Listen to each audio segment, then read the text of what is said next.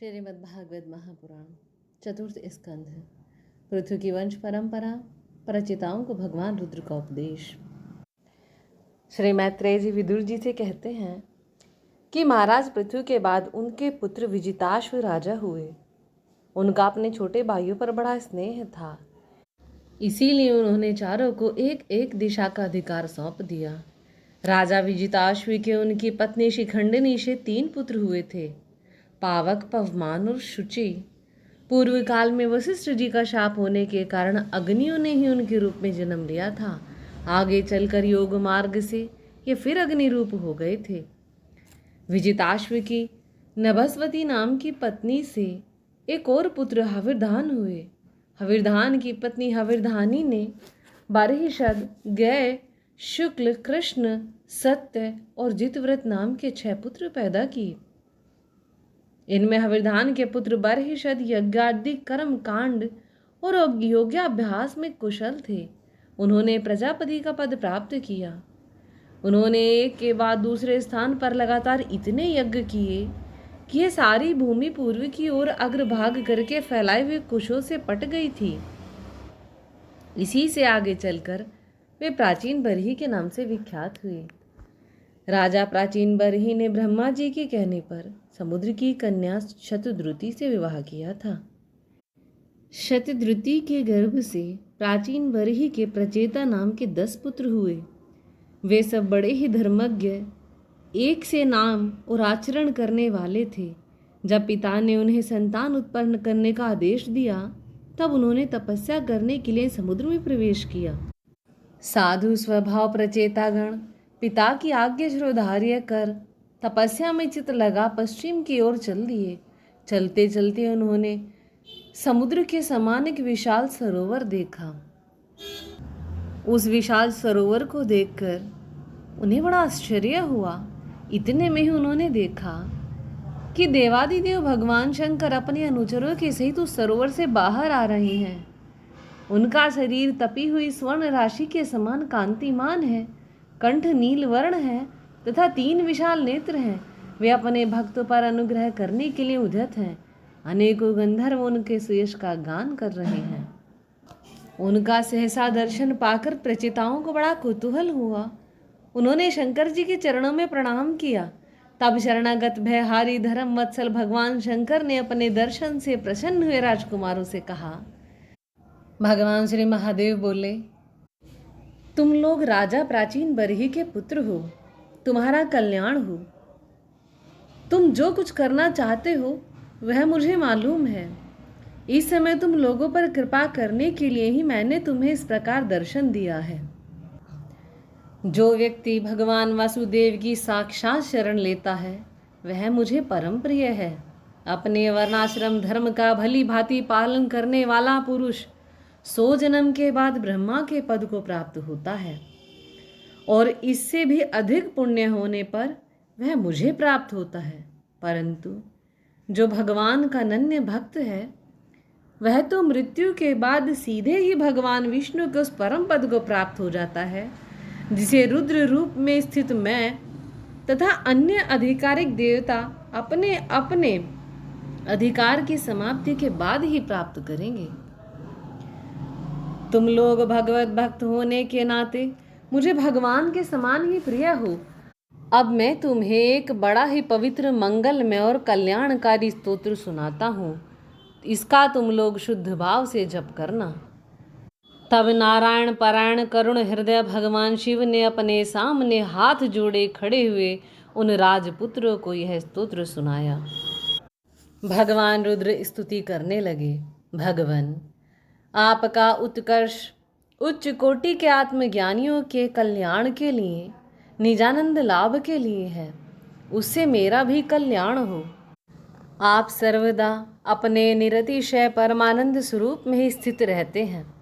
ऐसे सर्वात्मक आत्मस्वरूप आपको नमस्कार है। आप पद्मनाभ हैं, भूत सूक्ष्म और इंद्रियों के नियंता, शांत, एक रस और स्वयं प्रकाश वसुदेव भी आप ही हैं। आपको नमस्कार है। आप ही सूक्ष्म अनंतर मुखाग्नि के द्वारा संपूर्ण लोकों का संहार करने वाले अहंकार के अधिष्ठाता शंकर्षण तथा जगत के प्रकृष्ट ज्ञान के उद्गम स्थान बुद्धि के अधिष्ठाता प्रद्युम्न है, आपको नमस्कार है। आप ही इंद्रियों के स्वामी मनस तत्व के अधिष्ठाता भगवान अनिरुद्ध हैं, आपको बार बार नमस्कार है। आप अपने तेज से जगत को व्याप्त करने वाले सूर्य देव हैं। पूर्ण होने के कारण आप में वृद्धि और क्षय नहीं होता, आपको नमस्कार है। आप स्वर्ग और मोक्ष के द्वार तथा निरंतर पवित्र हृदय में रहने वाले हैं, आपको नमस्कार है। आप ही स्वर्ण रूप वीर्य से युक्त और चातुर्होत्र कर्म के साधन तथा विस्तार करने वाले अग्निदेव हैं, आपको नमस्कार है। आप पितर और देवताओं के पोषक सोम हैं तथा तीनों वेदों के अधिष्ठाता हैं, हम आपको नमस्कार करते हैं। आप ही समस्त प्राणियों को तृप्त करने वाले सर्वरस रूप हैं, आपको नमस्कार है। आप समस्त प्राणियों के देह पृथ्वी और विराट स्वरूप हैं तथा त्रिलोकी की रक्षा करने वाले मानसिक, इंद्रियिक और शारीरिक शक्ति स्वरूप वायु हैं, आपको नमस्कार है। आप ही अपने गुण शब्द के द्वारा समस्त पदार्थों का ज्ञान कराने वाले तथा बाहर भीतर का भेद करने वाले आकाश हैं तथा आप ही महान पुण्यों से प्राप्त होने वाले परम तेजों में स्वर्ग बैकुंठ आदि लोक हैं, आपको पुनः पुनः नमस्कार है। आप पितृलोक की प्राप्ति कराने वाले प्रवृत्ति कर्म रूप और देवलोक की प्राप्ति के साधन निवृत्ति कर्म रूप हैं तथा आप ही अधर्म के फल रूप दुखदायक मृत्यु हैं, आपको नमस्कार है।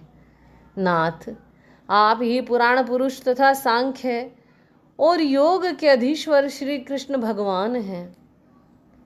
आप सब प्रकार की कामनाओं की पूर्ति के कारण साक्षात मंत्र मूर्ति और महान धर्म स्वरूप हैं। आपकी ज्ञान शक्ति किसी भी प्रकार कुंठित होने वाली नहीं है, आपको नमस्कार है, नमस्कार है। आप ही कर्ता, करण और कर्म तीनों शक्तियों के एकमात्र आश्रय हैं। आप ही अहंकार के अधिष्ठाता रुद्र हैं। आप ही ज्ञान और क्रिया स्वरूप हैं तथा आप से ही परापश्यंती, मध्यमा और वैखरी 4 प्रकार की वाणी की अभिव्यक्ति होती है, आपको नमस्कार है प्रभु। हमें आपके दर्शनों की अभिलाषा है, अतः आपके भक्तजन जिसका पूजन करते हैं और जो आपके निज जनों को अत्यंत प्रिय है, अपने उस अनूप रूप की आप हमें झांकी कराइए। आपका वह रूप अपने गुण से समस्त इंद्रियों को तृप्त करने वाला है।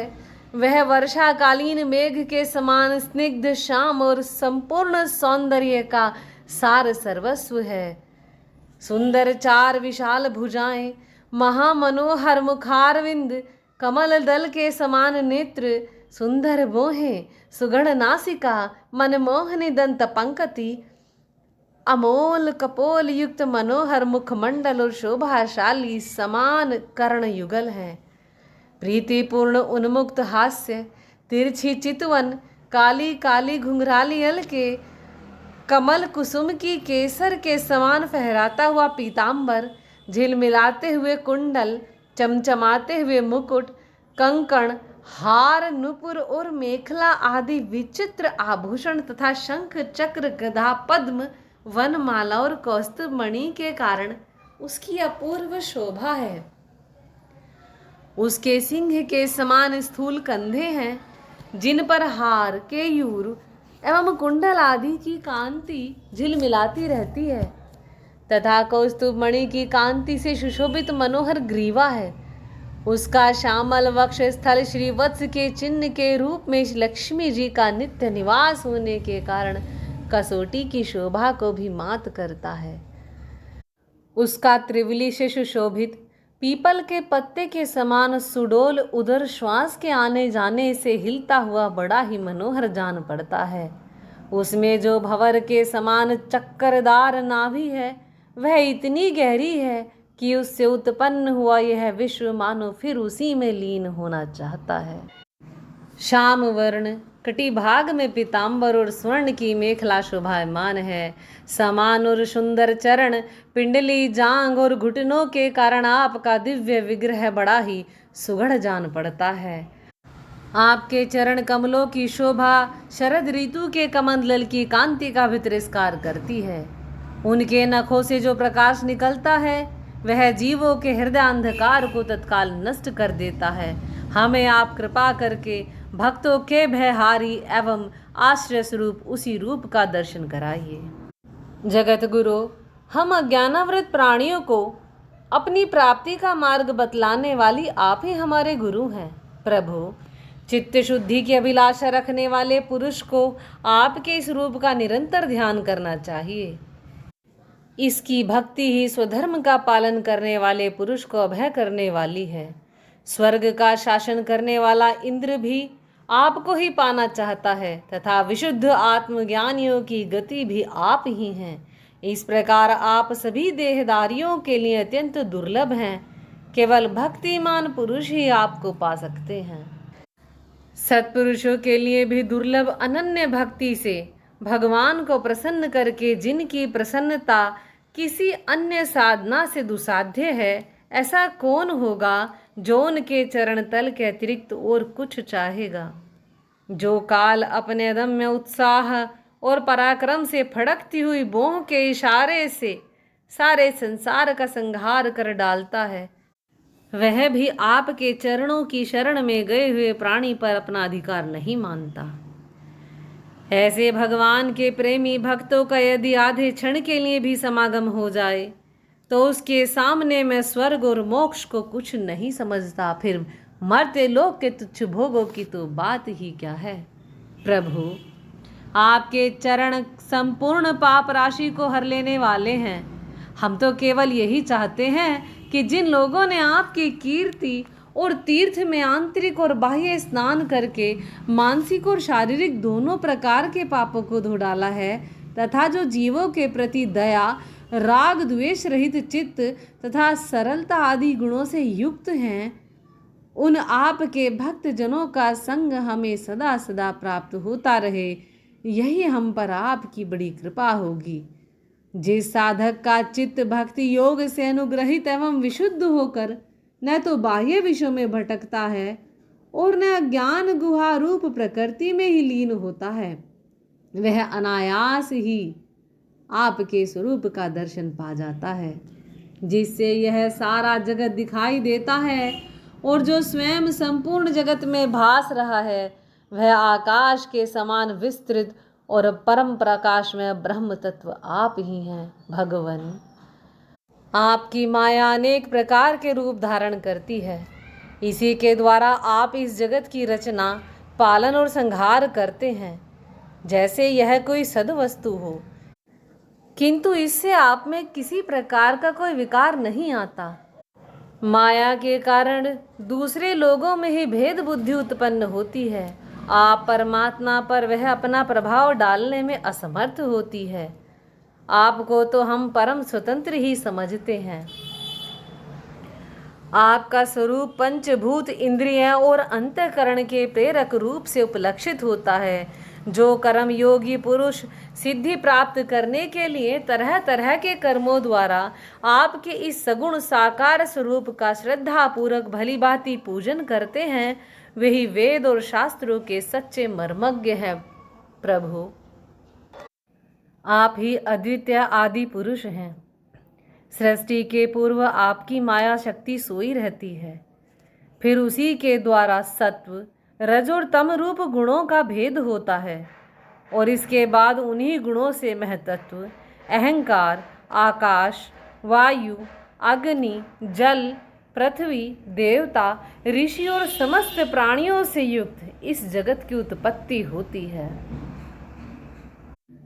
फिर आप अपनी ही माया शक्ति से रचे हुए इन जरायुज, अंडज, स्वेदज और उद्भिज भेद से 4 प्रकार के शरीरों में अंश रूप से प्रवेश कर जाते हैं और जिस प्रकार मधुमक्खियां अपने ही उत्पन्न किए हुए मधु का आस्वादन करती हैं, उसी प्रकार वह आपका अंश उन शरीरों में रहकर इंद्रियों के द्वारा इन तुच्छ विषयों को भोगता है, आपके उस अंश को ही पुरुष या जीव कहते हैं। प्रभु, आपका तत्व ज्ञान प्रत्यक्ष से नहीं अनुमान से होता है। प्रलय काल उपस्थित होने पर काल स्वरूप आप ही प्रचंड एवं असह्य वेग से पृथ्वी आदि भूतों को अन्य भूतों से विचलित कराकर समस्त लोकों का संहार कर देते हैं। जैसे वायु अपने असहनीय एवं प्रचंड झोंकों से मेघों के द्वारा ही मेघों को तितर बितर करके नष्ट कर डालती है। भगवान, यह मोहग्रस्त जीव प्रमादवश हर समय इसी चिंता में रहता है कि अमूक कार्य करना है। इसका लोभ बढ़ गया है और इसे विषयों की लालसा बनी ही रहती है, किंतु आप सदा ही सजग रहते हैं। भूख से लपलपाता हुआ सर्प जैसे चूहे को चटकर जाता है, उसी प्रकार आप अपने काल स्वरूप से उसे सहसा लील जाते हैं। आपकी अवहेलना करने के कारण अपनी आयु को व्यर्थ मानने वाला ऐसा कौन विद्वान होगा जो आपके चरण कमलों को बिसारेगा। इनकी पूजा तो काल की आशंका से ही हमारे पिता ब्रह्मा जी और स्वयंभू आदि 14 मनुओं ने भी बिना कोई विचार किए केवल श्रद्धा से ही की थी। ब्राह्मण, इस प्रकार सारा जगत रुद्र रूप काल के भय से व्याकुल है। अतः परमात्मन, इस तत्व को जानने वाले हम लोगों के तो इस समय आप ही सर्वथा भय शून्य आश्रय हैं। राजकुमारों, तुम लोग विशुद्ध भाव से स्वधर्म का आचरण करते हुए भगवान में चित्त लगाकर मेरे कहे हुए इस स्तोत्र का जप करते रहो।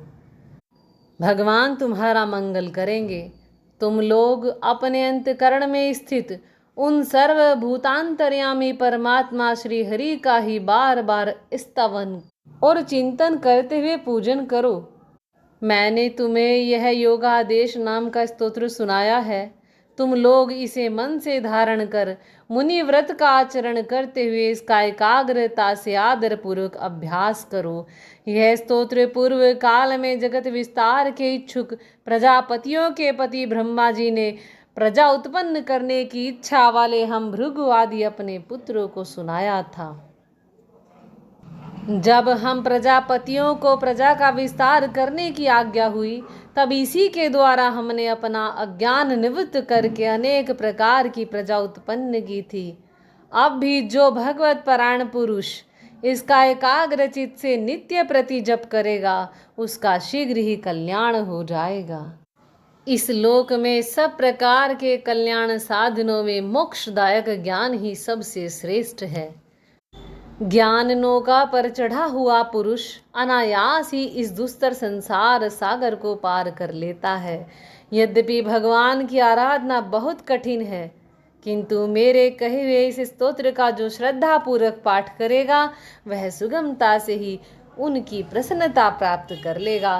भगवान ही संपूर्ण कल्याण साधनों के एकमात्र प्यारे प्राप्तव्य हैं। अतः मेरे गाए हुए इस स्तोत्र के गान से उन्हें प्रसन्न करके वह स्थिरचित होकर उनसे जो कुछ चाहेगा प्राप्त कर लेगा। जो पुरुष प्रातःकाल उठकर इसे श्रद्धा पूर्वक हाथ जोड़कर सुनता या सुनाता है, वह सब प्रकार के कर्म बंधनों से मुक्त हो जाता है।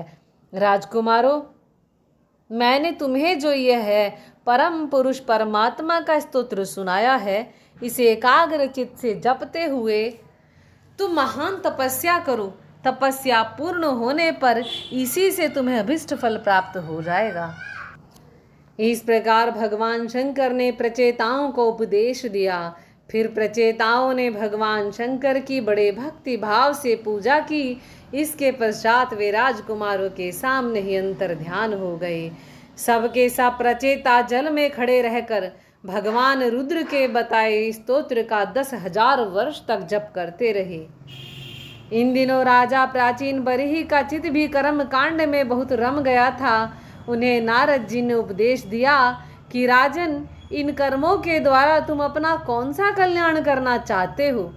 दुख के आत्यंतिक नाश और परमानंद की प्राप्ति का नाम कल्याण है। वह तो कर्मों से नहीं मिलता।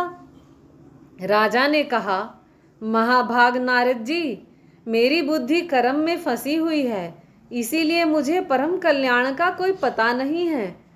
आप मुझे विशुद्ध ज्ञान का उपदेश दीजिए, जिससे मैं इस कर्म बंधन से छूट जाऊं। जो पुरुष कपट धर्म में गृहस्थ आश्रम में ही रहता हुआ पुत्र, स्त्री और धन को ही परम पुरुषार्थ मानता है, वह अज्ञानवश संसारण्य में ही भटकता रहने के कारण उस परम कल्याण को प्राप्त नहीं कर सकता। नारद जी ने कहा, देखो राजन, तुमने यज्ञ में निर्दयता पूर्वक जिन हजारों पशुओं की बलि दी है, उन्हें आकाश में देखो। ये तुम्हारे द्वारा प्राप्त हुई पीड़ाओं को याद करते हुए बदला लेने के लिए तुम्हारी बाट देख रहे हैं।